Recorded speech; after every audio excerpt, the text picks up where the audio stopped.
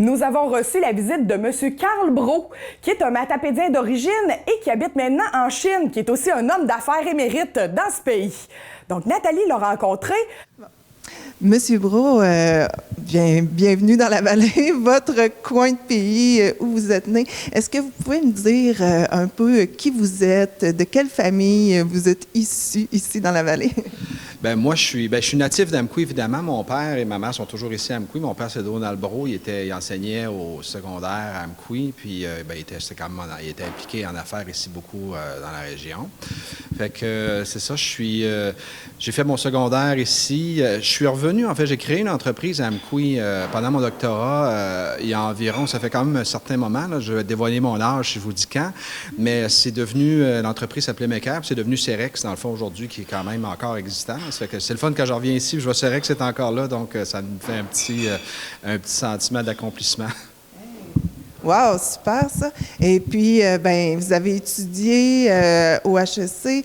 Dites-moi, est-ce que c'est là que vous avez eu la piqûre ou après avoir rencontré votre compagne pour travailler à l'international?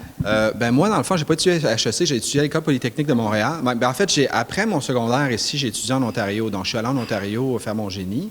Par la suite, je suis revenu à l'École polytechnique. Je suis ingénieur de formation. Je suis revenu à l'École polytechnique où j'ai fini ma maîtrise.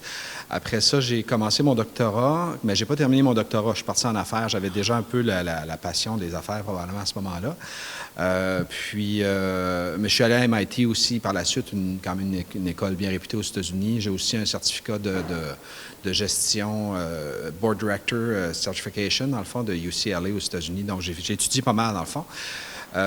Pour ce qui est du parcours vers la Chine, mettons, j'ai toujours, je ne sais pas pourquoi, mais dans ma carrière, j'ai un peu de facilité pour les langues. Puis, j'ai toujours eu le chapeau Chine, là, que ce soit parce que par la suite, dans le fond, j'ai quand même travaillé dans des grandes entreprises, Masonite qui est coté en bourse, Polycor qui n'était pas si gros quand j'ai commencé, mais qui est maintenant une très grande entreprise au Québec. Puis dans les deux cas, c'est moi qui gérais la Chine. Donc, puis j'avais un intérêt, j'imagine, pour l'extérieur. Donc, j'ai développé une connaissance de la Chine à ce moment-là. Aussi, j'ai appris la langue, le chinois. J'avais commencé déjà il y a très longtemps à apprendre le chinois. Je ne sais pas exactement, ça doit faire quand même peut-être une dizaine d'années déjà. Puis en 2011, c'est là que j'ai fait le grand saut vers la Chine. Et vous avez décidé de vous établir là plutôt qu'au Québec. Vous auriez pu faire l'inverse aussi. Est-ce que c'est pour votre compagne que vous avez choisi de vous installer? C'est un peu des deux, oui, certainement pour ma compagne, mais aussi quand même la Chine. D'ici, c'est dur à voir parce que c'est très loin, puis on n'est pas trop familier. Mais en fait, pour les affaires, c'est un bon endroit actuellement. Là. Les choses sont en effervescence, en croissance, puis il y avait un besoin pour... Puis moi aussi, en ayant la langue, il y avait vraiment une belle opportunité de faire le projet que j'ai fait. Puis effectivement, on a quand même un certain succès. Donc, un peu des deux, je dirais. D'un côté, dans le fond, de voir l'opportunité d'affaires, parce qu'on aurait pu travailler où on voulait. Hein. J'aurais effectivement pu travailler au Canada, aux États-Unis ou ailleurs. Mais la Chine, ça m'intéressait, dans le fond, de me donner ce défi-là. Là, puis je suis bien content de l'avoir fait.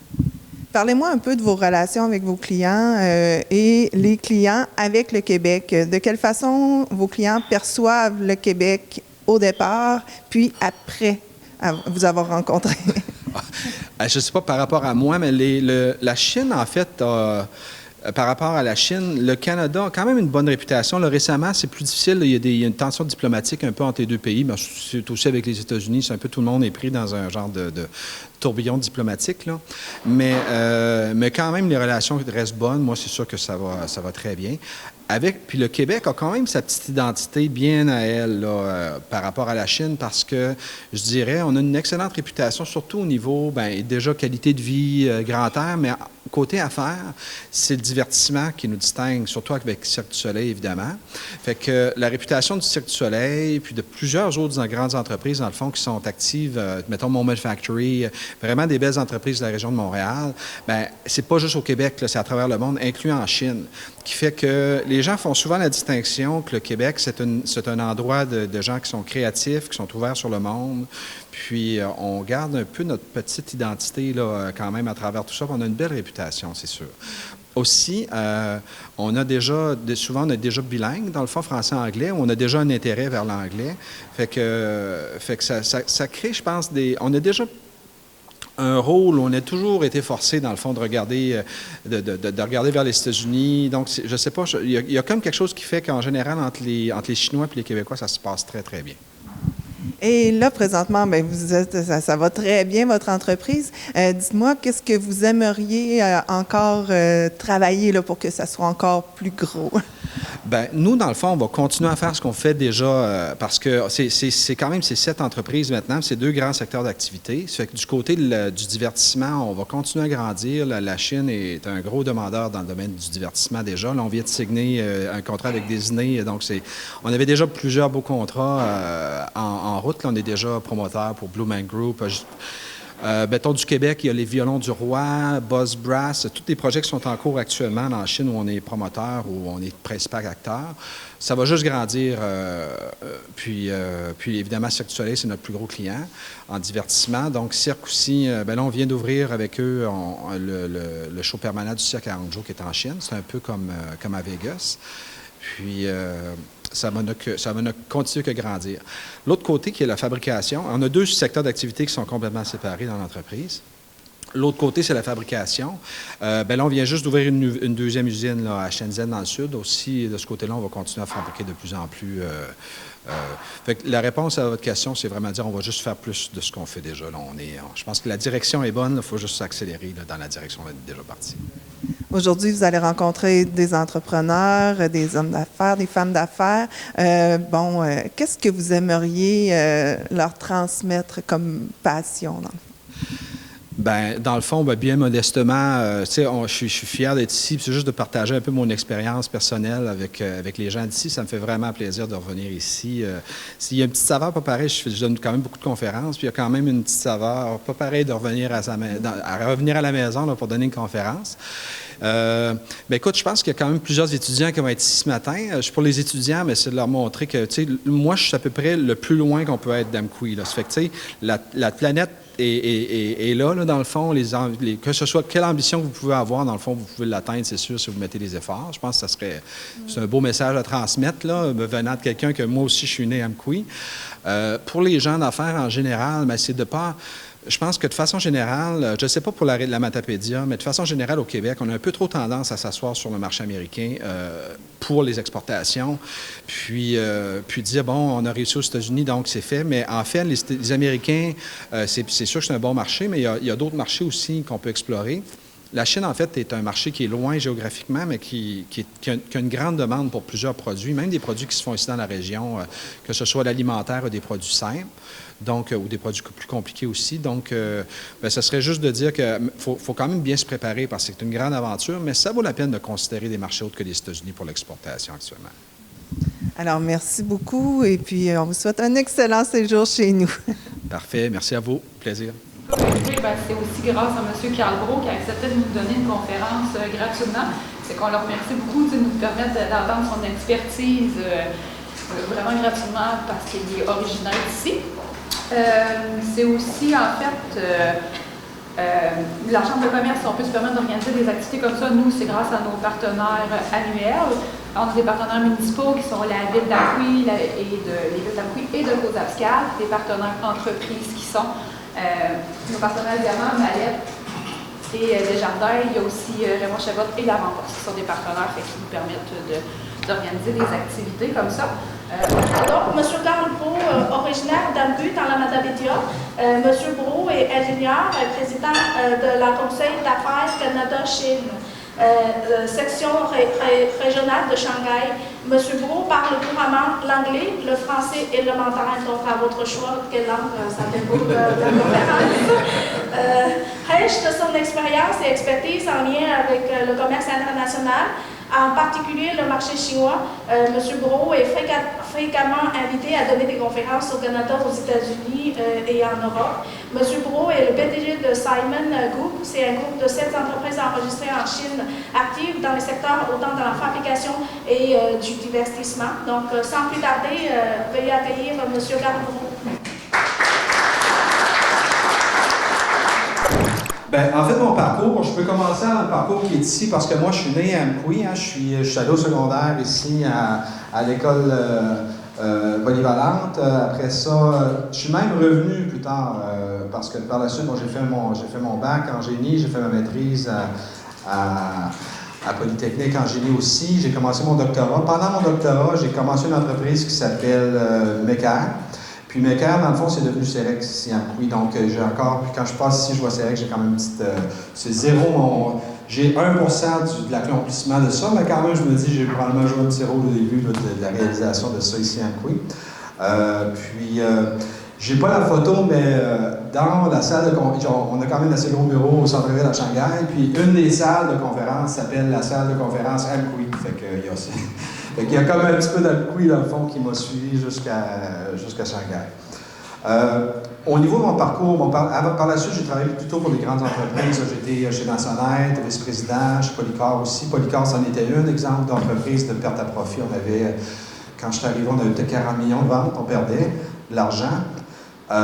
Chez Polycor, c'est là que j'ai réalisé certains mois que tu peux perdre plus d'argent que ton chiffre d'affaires. Je ne sais pas, je faisais les champs d'affaires ici, là, mais j'ai réalisé là que c'est possible, en fait, de faire 2 millions de ventes d'un mois puis de perdre 2 millions. Je n'aurais pas pensé que c'était possible. On était à ce point-là pendant un certain moment. Là, bien, éventuellement, on s'est redressé aujourd'hui. Évidemment, c'est une très grande entreprise. Puis, là, l'histoire vers la Chine, pour moi, ça commence en 2011. Donc, en 2011, j'ai déménagé en Chine. Évidemment, quand je suis arrivé là-bas, je parlais français-anglais, mais je ne parlais pas chinois. Donc, les 2 premières années, je me suis surtout concentré sur l'apprentissage du chinois. Comme vous savez certainement, c'est une langue qui n'est pas facile à apprendre. Aussi, j'ai appris à lire, écrire. Donc, c'est sûr que quand j'écris, tout le monde me dit que ça ressemble d'un enfant de 5 ans qui écrit, là, mais de toute façon, même quand j'écris en anglais ou en français, ça ressemble à un enfant de 5 ans. Ça fait que je me dis, évidemment, c'est peut-être plus le skill set du gars que le niveau de difficulté. Mais quand même, j'ai appris le chinois, c'est quand même toute une expérience. Puis ça m'a aidé beaucoup, là, c'est sûr, dans mon parcours que je suivi. Donc en 2014, j'enregistre une première compagnie qui s'appelle Simon à Shanghai. Donc Simon, dans le fond, à l'époque, c'était une compagnie qui faisait... elle fait encore là, import et export. Hein. C'est la logique, dans le fond, j'étais là, je me disais, regarde, peut-être je peux aider les entreprises canadiennes à exporter vers la Chine, puis peut-être éventuellement acheter des choses en Chine qu'on pourrait exporter vers le Canada. Donc, ce qu'on disait, c'est les gens qui voulaient acheter des choses en Chine, que ce soit des t-shirts ou des choses simples, dans le fond, en Chine, c'est pas nous. Mais si vous voulez acheter quelque chose de compliqué, dans le fond, c'est sur plan, on faisait des éoliennes, on fait des produits fabriqués, c'était l'expertise que nous, on avait, dans le fond, d'être capable de faire de l'achat en Asie de composants qui sont un peu plus compliqués. Et puis, on commence tranquillement. En 2017, on signe le contrat Numax. Donc ça, c'est notre premier gros accomplissement. Pour les gens qui ne connaissent pas Numax, j'ai 2 vidéos à vous montrer sur Numax. Donc, Numax, c'est une entreprise qui a été investie par les gens de Numax, là, que vous connaissez peut-être les vins, les poulains de Numax. Fait que, dans le fond, David a investi dans Numax un gros montant d'argent à peu près là, la même année qu'il a commencé à faire avec nous pour rentrer dans le marché du LED parce qu'il avait vendu en fait leurs actions dans Max à l'époque. Ils ont vendu, je ne sais pas avec Placide combien, mais juste lui, je pense qu'il a touché 170 millions de dollars. Fait qu'il y avait quand même beaucoup de liquidité. Donc, il a investi dans Max, puis il est venu nous voir, nous, pour être capable de faire la partie fabrication. Donc, je vais vous montrer ce qu'on fait dans le fond, Max, pour que vous voyez bien qu'est-ce qu'on fabrique en Chine, qui est de l'écran LED. Donc, vous voyez les écrans comme des gros panneaux comme ça, c'est ce que je fabrique en Chine. Donc, les panneaux, donc c'est ce genre de produits-là, les écrans LED, surtout ceux qui sont vus à l'extérieur. Voyez-vous, on est quand même très actifs là, au Québec. Les centres d'achat, on a fait 600 projets en 2018, donc Sport Expert. Quand vous voyez les gros écrans, Cajot Sport, Jean Coutu, on a fait 310 écrans chez Jean Coutu juste l'année passée. Donc, vous voyez tous ces écrans dynamiques-là, dans le fond. Si c'est à Montréal, 70% des écrans extérieurs à Montréal l'année passée, c'est moi qui le fais. Ça, c'est Cajot Sport, les grands écrans LED chez Cajot Sport. Beaucoup de détails. Ça doit être Jean Coutu. On fait aussi des équipements comme ça dans le fond, des bords. Concessionnaire automobile. Ça, c'est un cube qu'on a fait à Las Vegas aux États-Unis.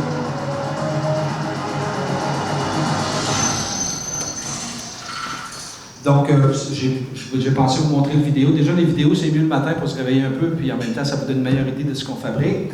Je vais vous montrer quelque chose que je trouvais intéressant. On est en train, je ne sais pas si vous savez, mais actuellement, à 1030, est en construction le deuxième plus grand magasin de sport au Canada. Okay? C'est un magasin c'est Sport Expert, en fait.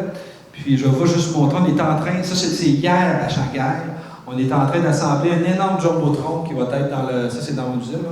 Fait qu'on est en train fabriquer un énorme Jumbotron à LED là, qui va être installé. L'ouverture officielle, c'est le 4 novembre. Fait que vous voyez que c'est serré, là. Ça, c'est mon stress après le meeting aujourd'hui. Mais fait que dans le fond, c'est ça, on est en train d'installer, c'est incroyable. Je pense qu'il va y avoir 1,2 million de LED dans un magasin. Fait que le divertissement, dans le fond, qu'est-ce qui est arrivé?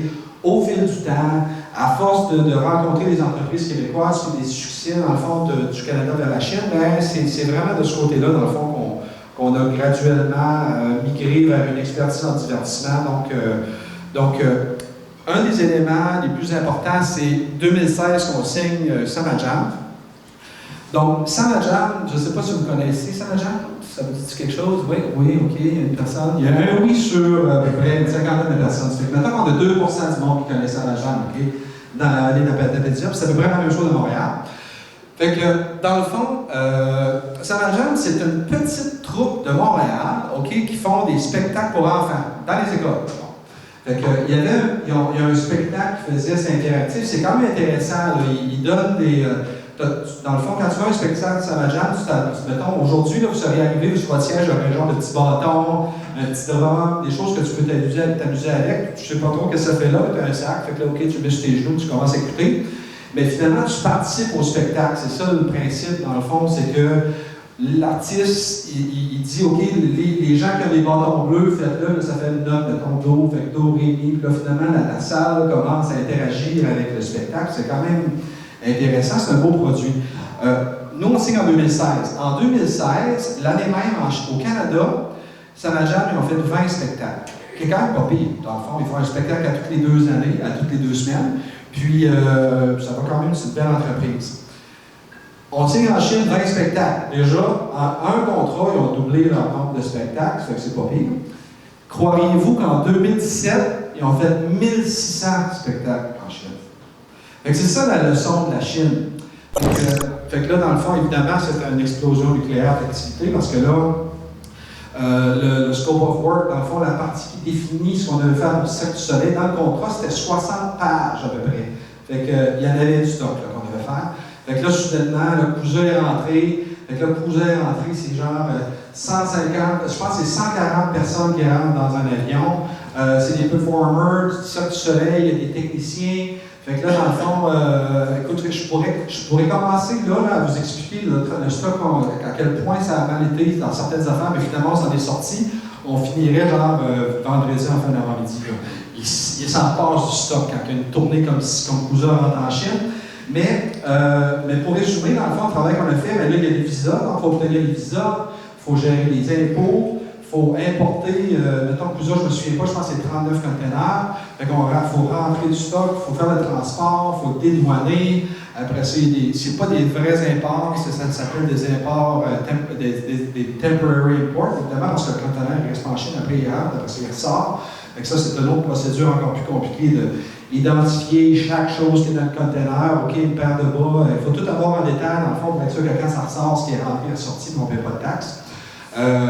Après ça, évidemment, on a fait des études de marché pour eux, pour savoir dans quelle ville ils devaient aller. Il y a énormément de travail à faire du côté financier, parce que la Chine, en termes financiers, c'est très cloisonné, dans le fond. T'sais, les cartes de crédit canadiennes, ils marchent plus ou moins en Chine.